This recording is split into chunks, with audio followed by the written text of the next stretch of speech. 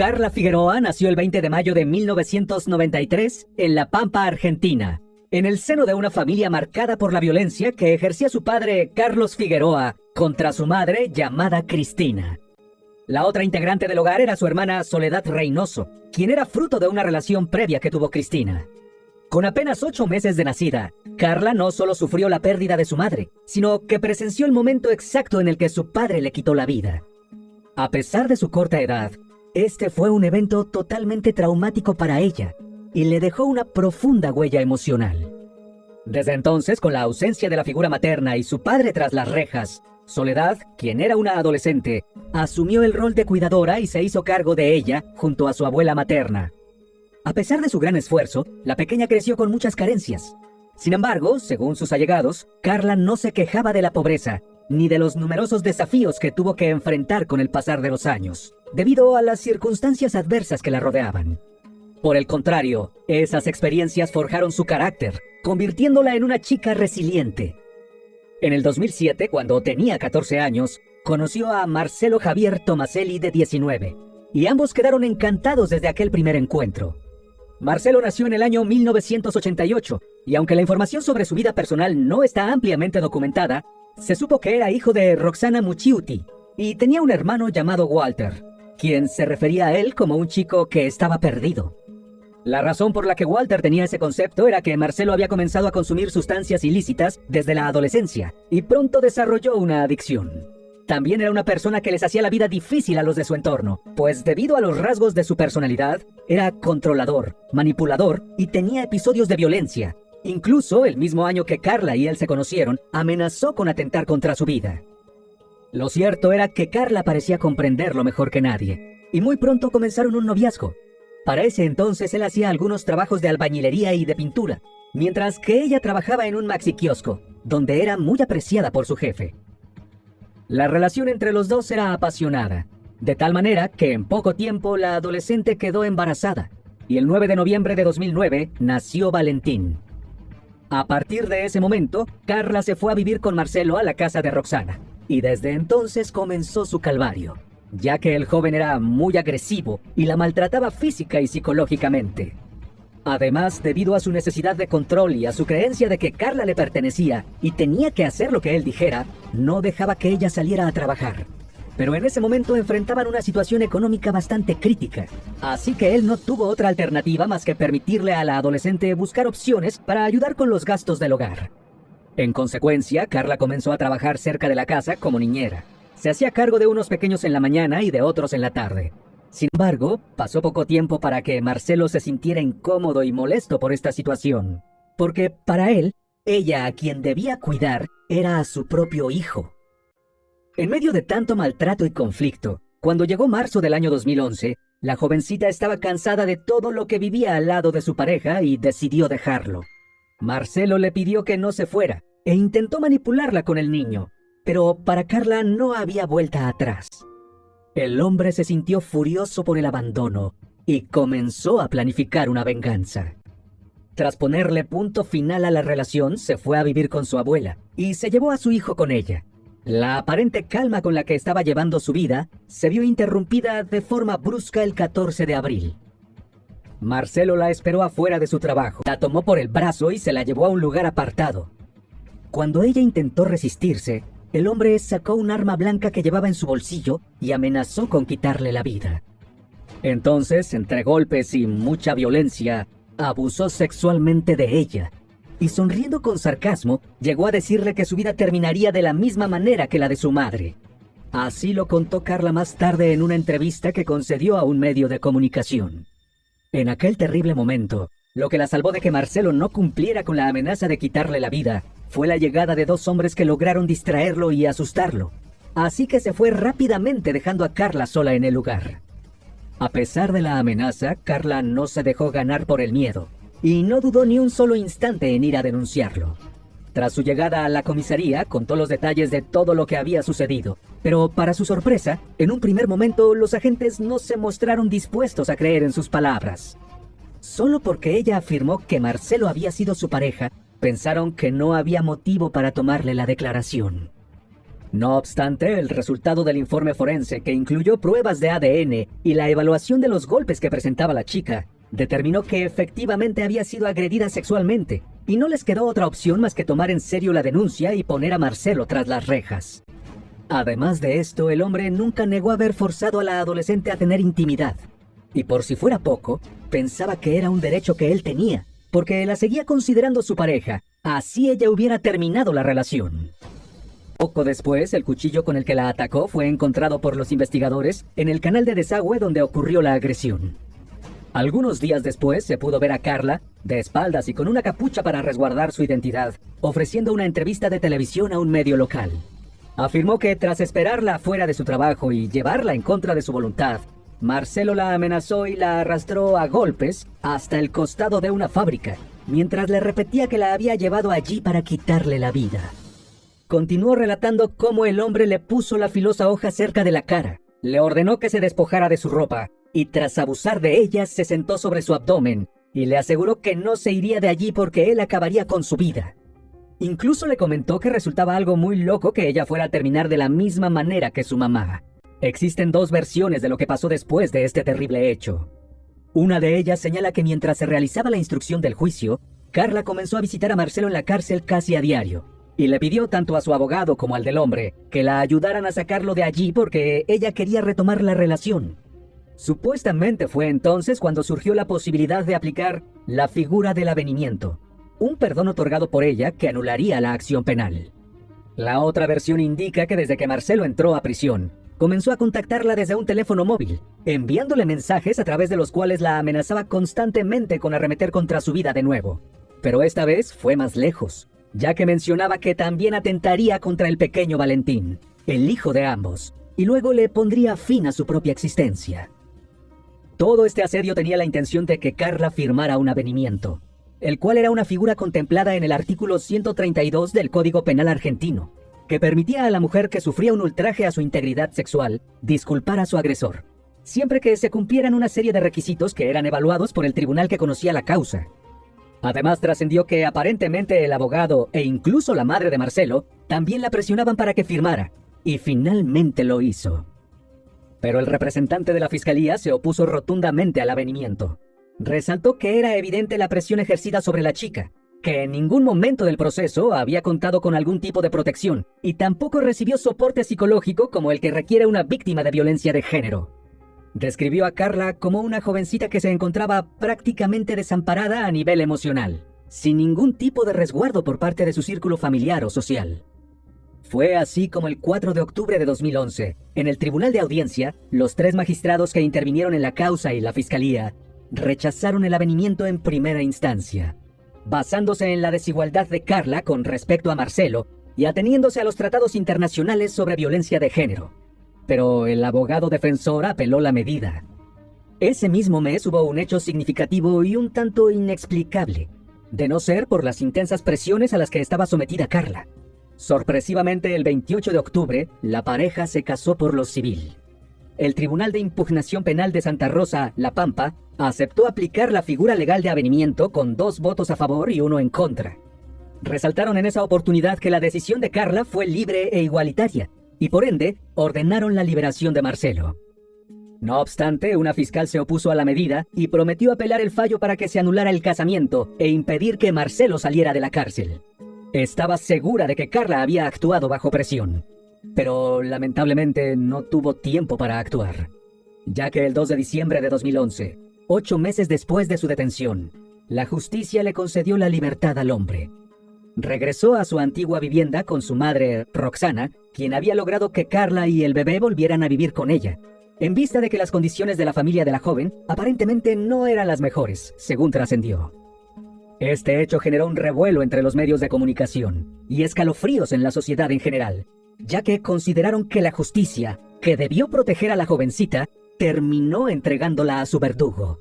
Y es que parecía insólita esa supuesta acción de perdón por parte de Carla, a un hombre que, si bien era el padre de su hijo, la sometió a tratos crueles y violencia desde el inicio de la relación.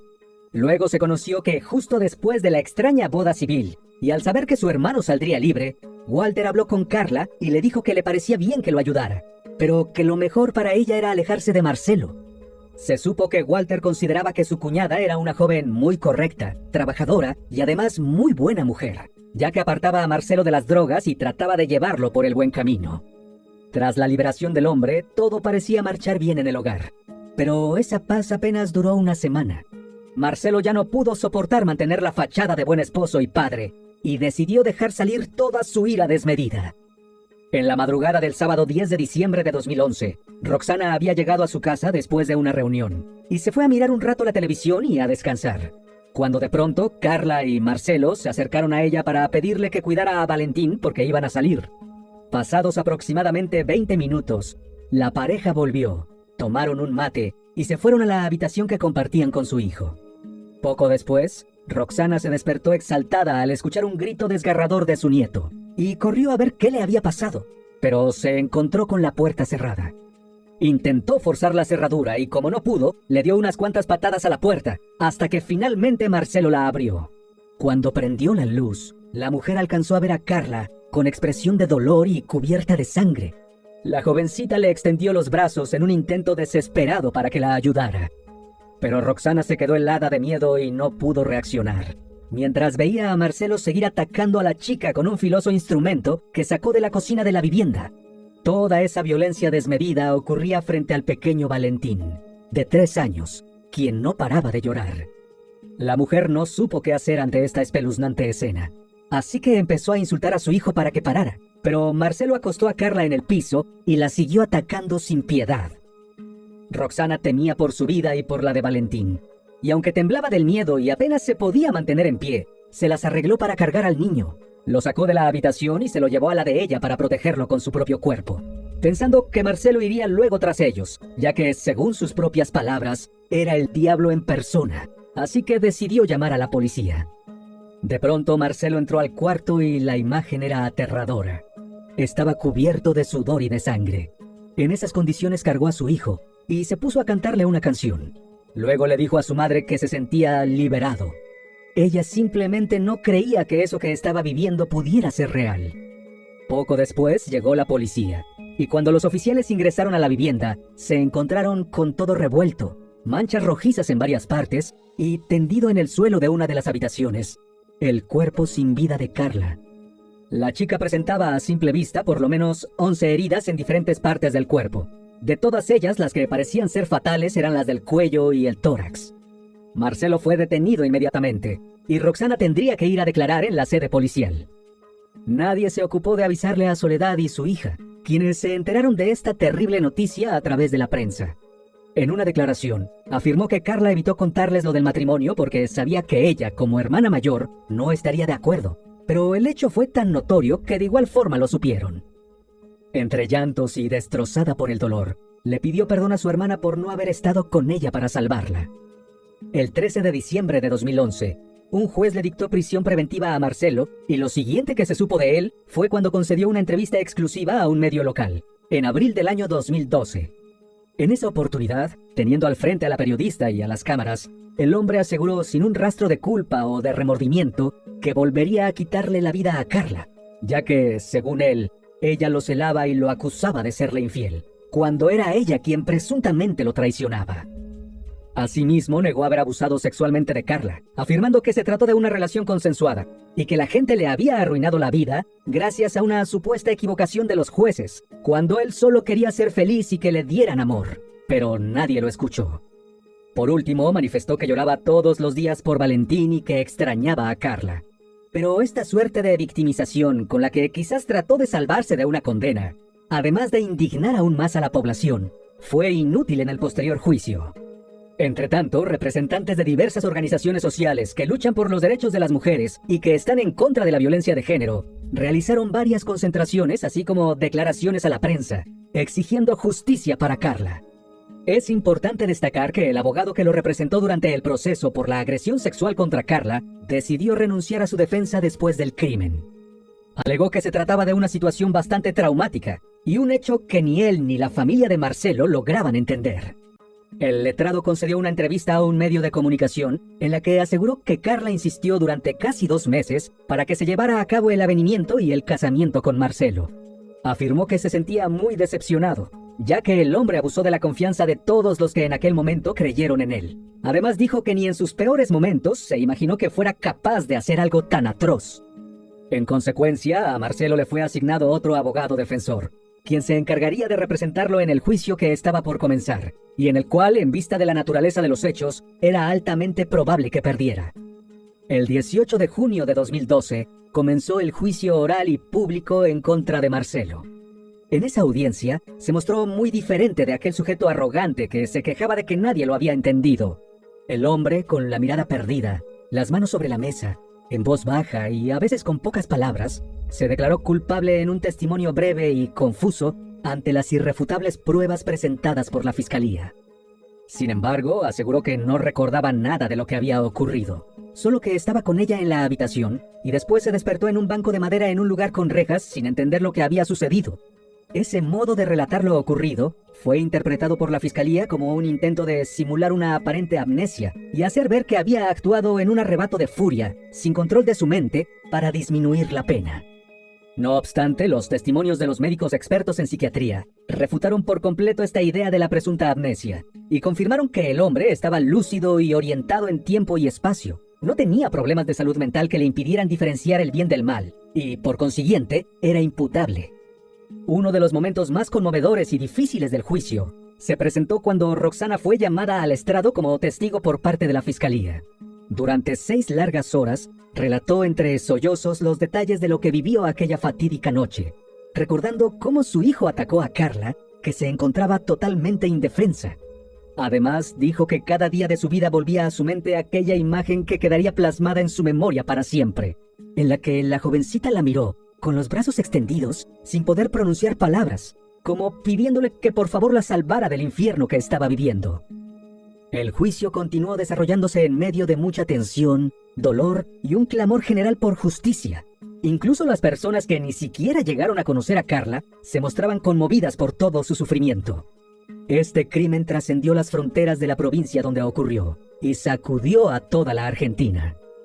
Mientras la ciudadanía pedía aplicar todo el peso de la ley, llegó el momento de llamar a testificar a los primeros oficiales en arribar a la escena del crimen, quienes aseguraron que Marcelo estaba en un rincón del comedor de la vivienda, manchado de sangre, con su hijo en brazos y fumando un cigarrillo, mientras hablaba en voz muy baja. Así permaneció por aproximadamente 2 horas. Por su parte, los jueces rechazaron los argumentos de la defensa, que alegaba que su cliente no estaba en su sano juicio en el momento del crimen. Los magistrados señalaron que no había fundamento clínico para esa afirmación y resaltaron que Marcelo actuó con premeditación y alevosía, en vista de la naturaleza violenta de los hechos y su reacción posterior, al asegurar que se sentía liberado. Fue así como el 28 de junio de 2012, Marcelo Tomaselli fue condenado a cumplir la pena de prisión perpetua por el delito de homicidio agravado por el vínculo en perjuicio de Carla Figueroa. Dicha sentencia fue recibida con reacciones intensas en la sala del tribunal. Incluso uno de los familiares de Carla intentó agredir a Marcelo tras la lectura del fallo, expresando su profunda indignación y odio hacia él. El fiscal a cargo del caso manifestó su satisfacción con la decisión del tribunal, señalando que este caso podría sentar un precedente en cuestiones relacionadas con la violencia de género, y no se equivocó. La familia de Carla se sintió satisfecha con la condena, aun cuando esto no se las traería de vuelta. Sin embargo, manifestaron su frustración ante el sistema judicial por haber permitido que Marcelo fuera liberado de la cárcel tras el beneficio del avenimiento. En relación a esto, los jueces que aceptaron la solicitud de dicho avenimiento fueron duramente criticados, pero no tuvieron consecuencias legales, aparte de ser separados de sus cargos de inmediato. Uno de ellos se jubiló y el otro fue absuelto de enjuiciamiento. Para la opinión pública, ellos tendrán que cargar con el peso de su conciencia. Por su parte, Walter le dijo a la prensa que estaba convencido de que la historia entre su hermano y Carla iba a terminar mal porque Marcelo estaba perdido. También agregó que en los días previos al crimen, la chica había empezado a visitar la tumba de su madre y lamentablemente se repitió la historia. Roxana también fue contactada por los medios de comunicación y además de contar lo vivido la noche del crimen, confesó que se había molestado con Carla por haber denunciado a Marcelo luego del abuso sexual. Pero después, gracias a su hijo Walter, logró entenderla como mujer. Continuó relatando que luego de unos meses, cuando retomaron el contacto gracias a una llamada de la chica, le aconsejó que no lo sacara de la cárcel, pero ella le dijo que lo amaba y que quería salvar su relación por el bien del pequeño Valentín. Con respecto a Marcelo, Afirmó que no sentía pena por él, pero sí por Carla. Así que para ella el joven ya no era su hijo y debía podrirse en la prisión. Entretanto, Soledad se hizo cargo de Valentín, quien luego de unos años le pidió a su tía cambiarse el apellido paterno porque se sentía incómodo e incluso en ocasiones un poco discriminado en el colegio. Ya para ese momento, ella y su esposo, que tenían 4 hijos, habían llegado al acuerdo de iniciar los trámites legales para llevar a cabo la adopción del pequeño. El 9 de noviembre de 2019, Valentín logró obtener su nueva identificación. También recibió ayuda profesional y mucho amor de parte de su familia. Y con respecto a la familia de su padre, nunca más volvieron a acercarse, cosa que para Valentín estaba bien, según dijo Soledad. Agregó que ella no le inculcó rencor hacia ellos, pero el chico no quería volver a verlos.